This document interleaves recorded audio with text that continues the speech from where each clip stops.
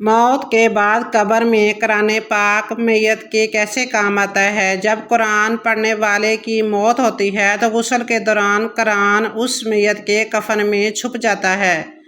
جب مٹی ڈالنے لگتے ہیں تو قرآن اس کے سینے سے نکل کر سرہانے کھڑا ہو جاتا ہے۔ منکر نکیر سے بھی جھگڑتا ہے کہ بسم اللہ الرحمن الرحیم۔ محترم ناظرین، یہ دنیا دارالعمل ہے۔ موت اور مرنے سے پہلے تک جو کچھ ہم کرتے ہیں، اچھا یا برا، اس کی جزا یا سزا ضرور ملے گی۔ ایک ریت کے ذرے کے برابر بھی اگر کسی نے اچھائی کی یا ریت کے ذرے کے برابر کسی کے ساتھ زیادتی کی تو سب کچھ اللہ کے پاس ہمارے کیے ہوئے کاموں کی جزا اور سزا موجود ہے۔ مرنے سے پہلے سب کچھ ہمارے نامہ اعمال میں درج ہو رہا ہے اور بروز قیامت ہمارے سامنے پیش کیا جائے گا۔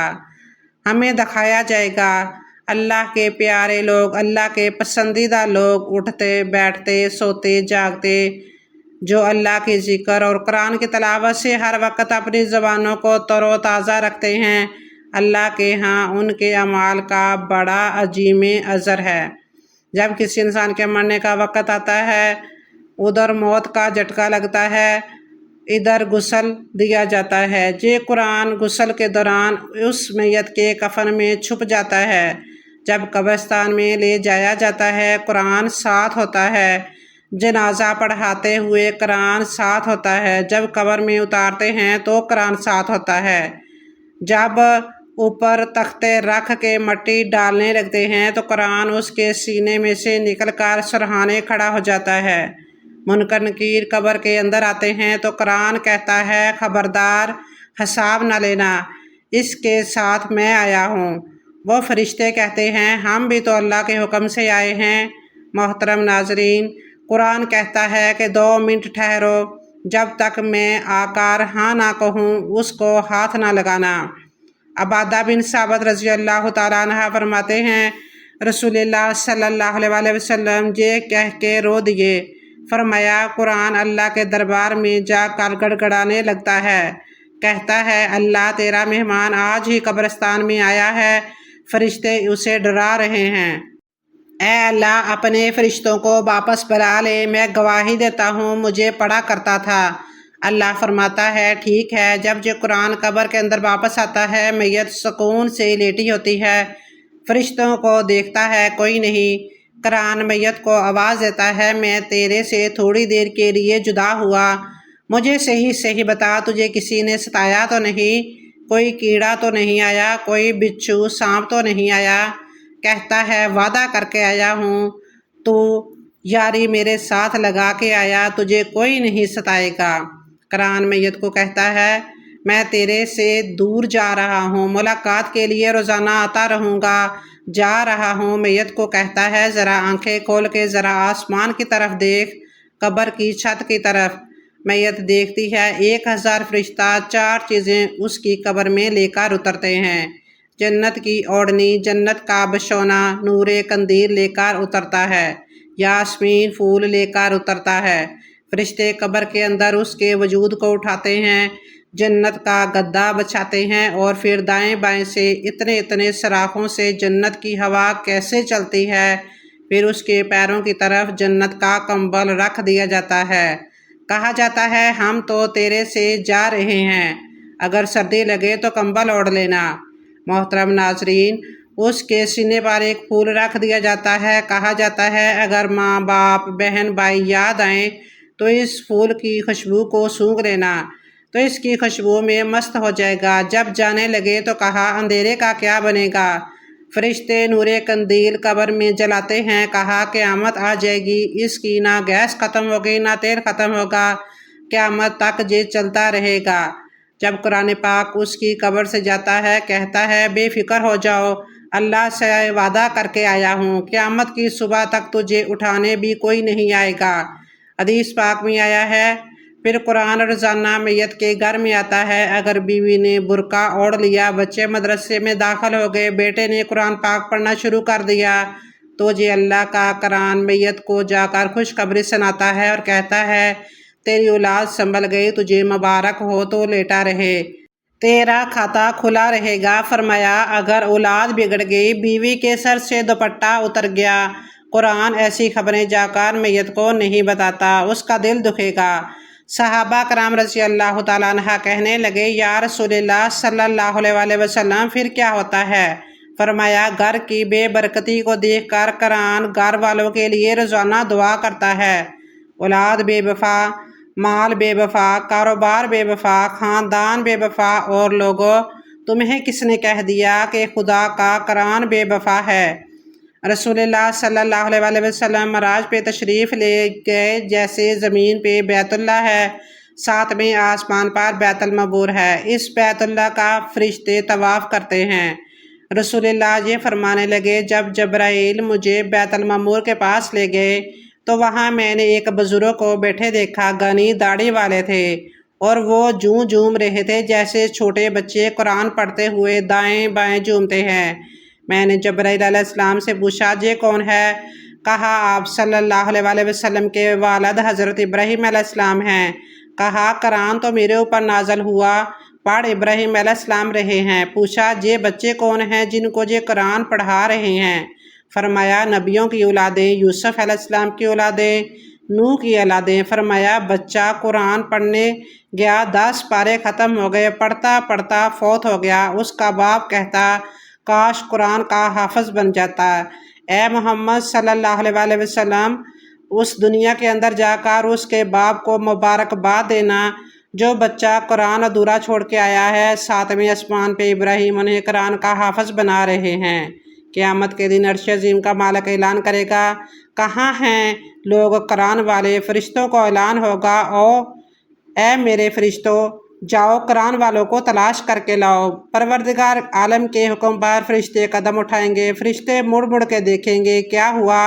یا اللہ قرآن والوں کو تلاش کر کے لائیں، ان کی نشانی کیا ہے؟ یا اللہ کون سی ٹائٹل، کون سی انہیں شیلڈ ملی؟ یا اللہ کون سا اس کا حصہ نور اس کا چمک رہا ہے؟ یا اللہ ماتھا چمک رہا ہے یا ہاتھ پیر چمک رہے ہیں؟ یا اللہ جس سینے میں قرآن تھا وہ چمک رہا ہے؟ حضرت آدم علیہ السلام سے لے کر رسول اللہ صلی اللہ علیہ وآلہ وسلم کی ساری امتیں کھڑی ہیں۔ الہی تیرے قرآن والے کون ہیں؟ سنو اللہ فرماتے ہیں اے فرشتوں میدان محشر میں جتنے مرد اور بوڑھے بچے کھڑے ہیں ہر ایک کے منہ کو سونگھتے رہو، جس کے منہ سے عنبر کی خوشبو آ رہی ہے وہی میرا قرآن والا ہے۔ حدیث شریف میں آیا ہے، فرمایا جب قیامت کے دن یہ امتی اللہ کا بندہ خدا کے دربار میں منہ لٹکا کے آئے گا، اس کے دونوں طرف بادل کے ٹکڑے چلتے آئیں گے۔ اللہ فرمائے گا شرمندہ کیوں ہے؟ جب سر اٹھا کر دیکھے گا ان کے بادل کے ٹکڑوں میں سے نور برسنے لگ جائے گا، جب چھم چھم اس کے چہرے پہ گرے گا پریشانی ختم ہوگی، دل کی گریا ختم ہوگی، کہے گا اللہ بھائی کی شکل نہیں، یار کی شکل نہیں، دوست کی شکل نہیں، کون ہے؟ اللہ فرمائیں گے ایک طرف سورہ بقرہ ہے، دوسری طرف سورہ آل عمران۔ یاد کر رمضان المبارک میں تو نے قرآن پاک ختم کیا تھا، تو نے ایک مرتبہ تلاوت کی، انہوں نے بھی وعدہ کر لیا تھا قیامت کے دن جب کوئی سایہ نہ ہوگا ہم سایہ کر کے تیرے سر کے اوپر آ جائیں گے۔ سبحان اللہ، بھلا جس کے سر پر قرآن کا سایہ ہو خدا انہیں جہنم میں کیسے ڈال سکتا ہے؟ فرمایا اے لوگو رات کو عشاء کی نماز کے بعد سورہ ملک پڑھ لیا کرو۔ فرمایا جیسے ہی تو قبر میں جاتا ہے سورہ ملک تجھے 2 پروں کے اندر لپیٹ لیتی ہے، فرشتوں سے کہتی ہے نہ سوال کر مجھے پڑھا کرتا تھا، میں ضامن ہوں۔ فرمایا اے لوگو صبح سورہ یاسین پڑھ لو، اللہ کہتا ہے مجھے میری عزت کی قسم ہے 3 وقت کھاؤ گے دوں گا، 4 وقت مانگو گے دوں گا، 5 مرتبہ مانگو گے دوں گا۔ جو سورہ یاسین سے دن کی ابتدا کرے گا موت تو آئے گی، اس کے رزق میں کبھی کمی نہیں آئے گی۔ اللہ رسول اللہ صلی اللہ علیہ وآلہ وسلم نے فرمایا جو مغرب کے بعد سورہ واقعہ روزانہ پڑھے گا موت تو اس کے گھر میں آئے گی، رزق کی کمی کبھی نہیں آئے گی۔ سیدنا برا بن اعظم رضی اللہ تعالیٰ عنہ فرماتے ہیں کہ ہم نبی کریم صلی اللہ علیہ وآلہ وسلم کے ساتھ ایک انصاری شخص کے جنازہ میں گئے اور قبر تک پہنچے لیکن قبر ابھی تک کھودی نہیں گئی تھی، تو رسول اللہ صلی اللہ علیہ وآلہ وسلم بیٹھ گئے اور ہم بھی آپ صلی اللہ علیہ وسلم کے ارد گرد ایسے بیٹھ گئے کہ گویا ہمارے سروں پر پرندے ہیں۔ آپ صلی اللہ علیہ وسلم کے ہاتھ میں ایک لکڑی تھی جس کے ساتھ آپ صلی اللہ علیہ وسلم زمین کرید رہے تھے۔ آپ صلی اللہ علیہ وسلم نے اپنا سر مبارک اٹھایا اور 2 یا 3 مرتبہ فرمایا، قبر کے عذاب سے اللہ کی پناہ مانگو۔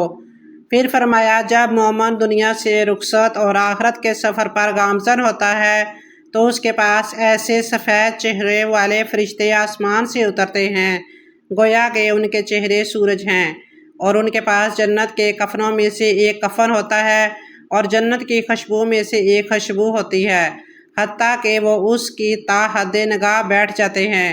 پھر ملک الموت آتا ہے اور اس کے سر کے پاس بیٹھ جاتا ہے اور کہتا ہے، اے پاک جان، اللہ کی مغفرت اور رضامندی کی طرف نکل چل۔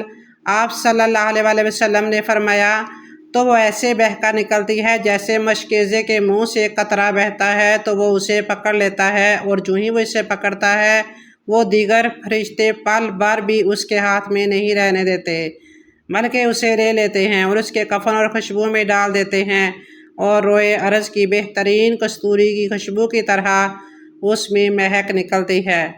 تو وہ اسے لے کر اوپر کی جانب چڑھتے ہیں، تو فرشتوں کے جس کسی گروہ کے پاس سے بھی گزرتے ہیں تو وہ لوگ یہ ضرور پوچھتے ہیں، یہ پاکیزہ روح کیا ہے؟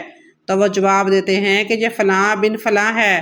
دنیا میں جن اچھے اچھے ناموں سے انہیں پکارا جاتا تھا وہ نام یہ ذکر کرتے ہیں، حتیٰ کہ آسمان دنیا تک اسے لے کر پہنچ جاتے ہیں تو دستک دیتے ہیں تو ان کے لیے دروازہ کھول دیا جاتا ہے۔ پھر ہر آسمان کے مقرب فرشتے اگلے آسمان تک ان کے ہم نوا ہو جاتے ہیں، حتیٰ کہ اسے 7ویں آسمان تک لے جایا جاتا ہے۔ تو اللہ عز و جل فرماتے ہیں، میرے بندے کا اندراج علیین میں کر دو اور اسے زمین کی طرف لوٹا دو، یقیناً میں نے اسی سے ان کو پیدا کیا ہے اور اسی میں ان کو لوٹاؤں گا اور اسی سے انہیں دوسری مرتبہ نکالوں گا۔ آپ صلی اللہ علیہ وسلم نے فرمایا، پھر اس کی روح اس کے جسم میں لوٹا دی جاتی ہے تو اس کے پاس 2 فرشتے آتے ہیں، اسے بٹھاتے ہیں اور پوچھتے ہیں، تیرا رب کون ہے؟ تو یہ کہتا ہے، میرا رب اللہ ہے۔ تو وہ کہتے ہیں، تیرا دین کیا ہے؟ تو وہ جواب دیتا ہے، میرا دین اسلام ہے۔ تو وہ اسے کہتے ہیں، یہ شخص جو تم میں مبعوث کیا گیا تھا کون ہے؟ تو وہ کہتا ہے، وہ رسول اللہ صلی اللہ علیہ وسلم ہیں۔ وہ اس سے کہتے ہیں، تیرا علم کیا ہے؟ یعنی تجھے یہ سب کچھ کیسے معلوم ہوا؟ تو وہ کہتا ہے، میں نے اللہ کی کتاب کو پڑھا، اس پر ایمان لایا اور اس کی تصدیق کی۔ تو آسمان میں ایک منادی آواز دیتا ہے، میرے بندے نے سچ کہا ہے، لہذا اس کے لیے جنت کا بشونہ بچھا دو اور اسے خلعت جنت پہنا دو اور اس کے لیے جنت کی طرف ایک دروازہ کھول دو۔ آپ صلی اللہ علیہ وسلم نے فرمایا، اس کے پاس جنت کی ہوا اور خوشبو آتی ہے اور اس کے لیے اس کی قبر میں تا حد نگاہ وسعت کر دی جاتی ہے، اور اس کے پاس خوبصورت چہرے والا، عمدہ لباس والا اور اچھی خوشبو والا ایک شخص آتا ہے اور کہتا ہے، تمہیں خوشخبری مبارک ہو، یہ وہی دن ہے جس کا تم سے وعدہ کیا جاتا تھا۔ اللہ پاک سے دعا ہے کہ ہم سب کو قرآن پاک پڑھنے، سمجھنے اور اس کے احکام پر عمل کی توفیق عطا فرمائے، مرتے وقت کلمہ نصیب فرمائے اور قبر کی وحشت سے محفوظ فرمائے، اور قرآن اور اللہ کی مدد ہمارے ساتھ شامل حال رہے۔ کمنٹ سیکشن میں آمین ضرور لکھیں۔ یا اللہ رحمان کے 99 صفاتی ناموں میں سے ایک نام ضرور لکھیں۔